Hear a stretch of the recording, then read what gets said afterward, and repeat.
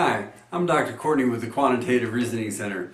The second one of the 5 frequently fatal freshman physics fantasies that my colleagues and I wrote about is called the fantasy of the soft-hearted professor. And this is the idea that because you know that you're a nice person, you're a good person, and you develop a good relationship with the professor, right? Especially near the end of the semester, maybe you go see him a lot for extra instruction. Maybe you try and impress upon the professor how hard you're working, that you believe that a good impression and the fact that the professor likes you is going to yield a good grade in the class. In other words, you start kidding yourself that maybe your grade won't be determined strictly from how the course letter describes the averages and the numerical calculations of your accomplishments on the different events being combined and averaged together to yield your course grade. Somehow you think that the professor is going to give you a little bump up at the end and your grade won't really reflect what you've earned, but rather how much the professor likes you. That's the fantasy of the soft-hearted professor. Okay, now, so having a look at 15.2 number 26, and keeping in mind that we've changed the numbers just a little bit, the task at hand is to find the volume of the hyperbolic paraboloid under this surface here and above this square in the xy plane. So let's go ahead and use our idea format. So the big idea is to use integration to find volume of the solid.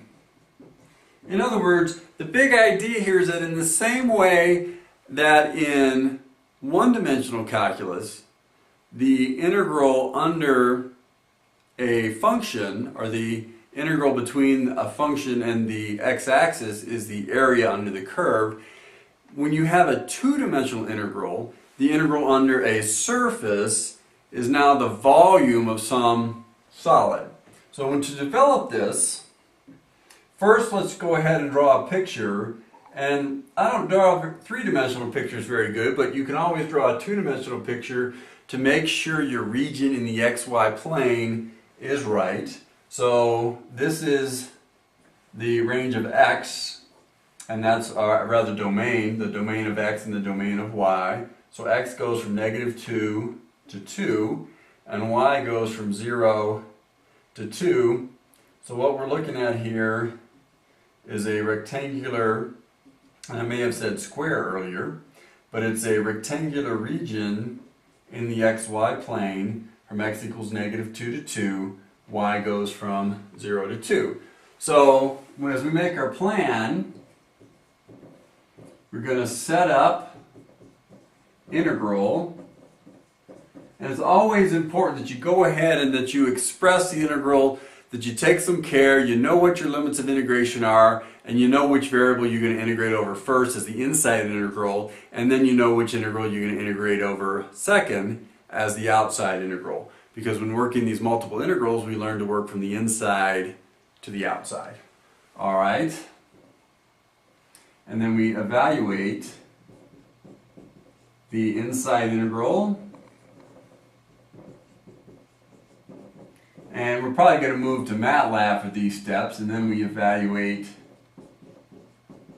the outside integral.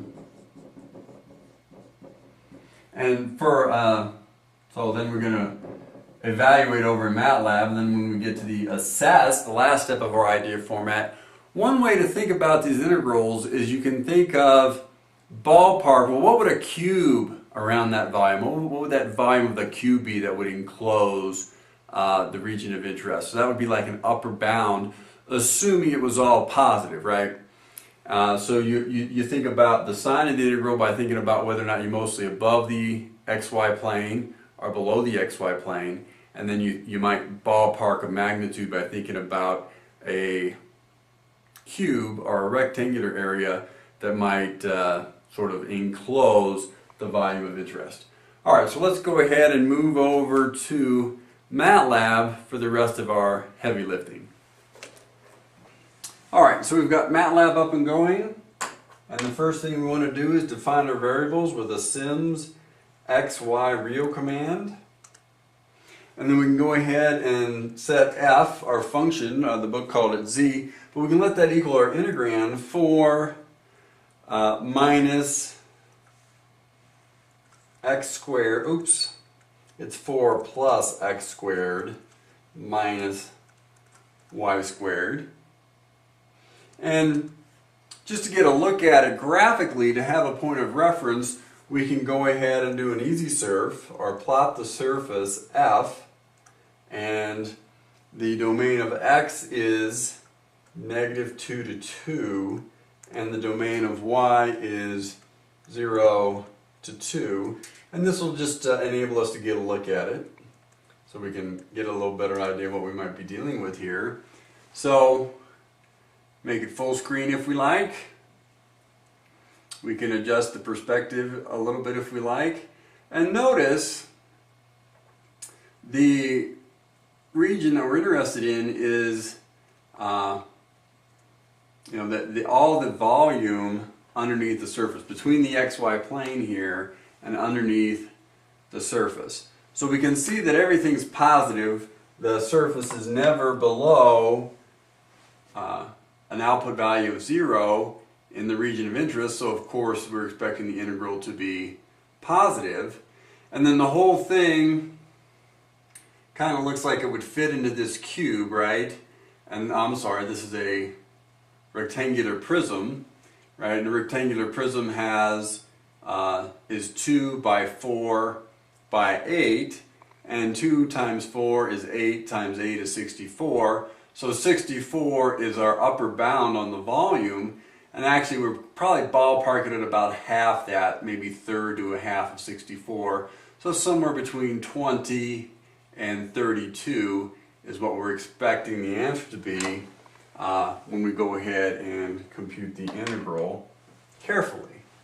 Alright, well we can go ahead and make this a little smaller and get back to the command window. So the inside integral is going to be int, and let's go ahead and integrate over it.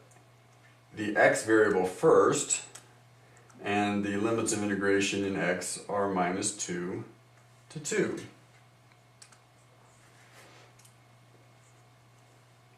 And something didn't quite go right there, because I wasn't really expecting this matrix business to come into play. And that's right, because when you're including limits of integration in the int command, you don't use that bracketing notation like we do in the easy surf. You just have the function, the integrand, the coordinate or variable of integration, the lower limit and the upper limit, and now we've got the syntax right. And now the outside integral is going to be equal to the integral of the inside integral, and now the limits of integration in y are from 0 to 2. I'll take some care, we didn't put in our variable of integration. Now that takes care of it. And 32 is the answer, and that's not just the answer of the integral, but that was one of our ballpark guesses for what the volume between this surface and the xy plane would be. So our assessment from just sort of ballparking the answer from our graph leads us to believe that we've computed the integral correctly. In other words, the volume of the region below the hyperbolic paraboloid in the xy plane probably really is 32.